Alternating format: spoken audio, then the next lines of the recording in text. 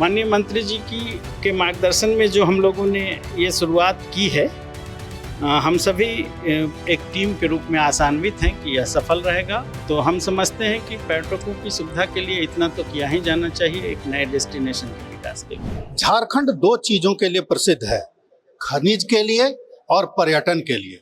पर्यटन की भी यहाँ संभावनाएं हैं और खनिज भी प्रचुर मात्रा में है। अब इन दोनों को आपस में जोड़ने का काम जेटीडीसी ने शुरू किया है और माइनिंग टूरिज्म, जो कि देश में अपने तरह से अगर देखा जाए तो पर्यटन के क्षेत्र में पहली बार प्रयोग जैसा लगता है। हमारे साथ जेटीडीसी के प्रबंध निदेशक हैं। आप बताइए ये कैसे, मतलब क्या इसका खाका होगा?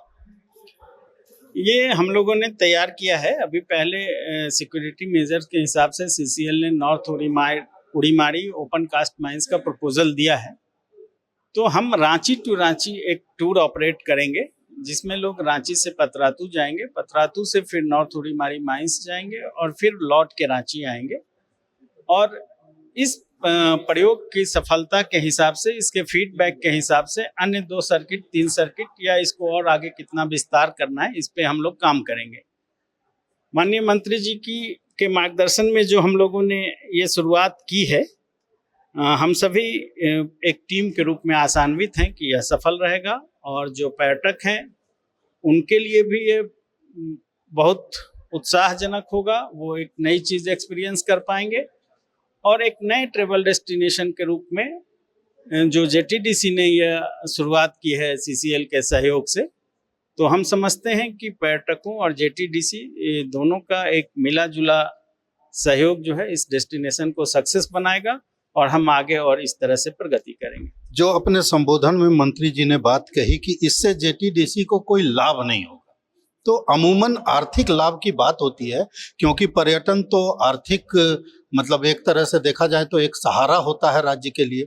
तो बगैर आर्थिक लाभ के इस तरह का कार्यक्रम करना, ये मतलब ये अपने आप में अलग तरह की चीज होगी। तो क्यों ऐसा हो रहा है? क्योंकि हम लोग प्रायोगिक तौर पे ये शुरू कर रहे हैं, तो हम लोगों ने जो कॉस्ट है सिर्फ वहीं पर्यटकों से लेने का निर्णय किया है और इसमें सीसीएल का भी सहयोग है। उन्होंने भी कोई अतिरिक्त चार्ज हम लोगों के ऊपर लेवी नहीं किया है। तो हम समझते हैं कि पर्यटकों की सुविधा के लिए इतना तो किया ही जाना चाहिए एक नए डेस्टिनेशन के विकास के लिए। एक सवाल ये भी आता है सर कि जिस तरह से झारखंड में कोयला खदानों में दुर्घटनाएं बहुत होती हैं।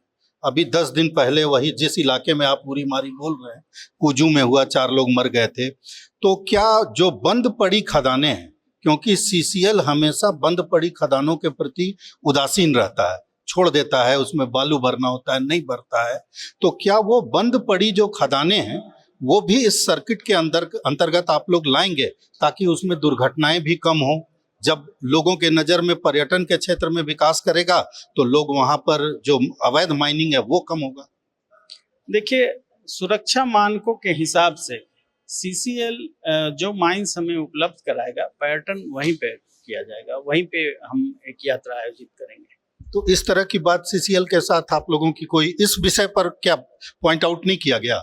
अभी प्रारंभिक चर्चा में इस तरह की कोई बात नहीं हुई है। धीरे धीरे जब हम आगे बढ़ेंगे, अन्य मुद्दे सामने आएंगे, फिर उसके समाधान का प्रयास होगा। तो आगे इस बात का ध्यान जेटीडीसी को रखना चाहिए, मुझे लगता है। देखते हैं क्या समस्याएं आती हैं और कैसे हम उस दिशा में आगे बढ़ते हैं। तो माइनिंग टूरिज्म अपने आप में एक अलग विषय भी है और नई चीज भी है। झारखंड ने इसकी शुरुआत की है।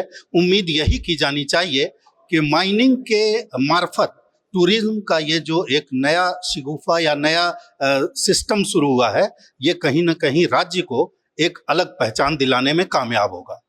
भारत एक्सप्रेस के लिए कैमरामैन धर्मेंद्र के साथ मधुकर आनंद, रांची।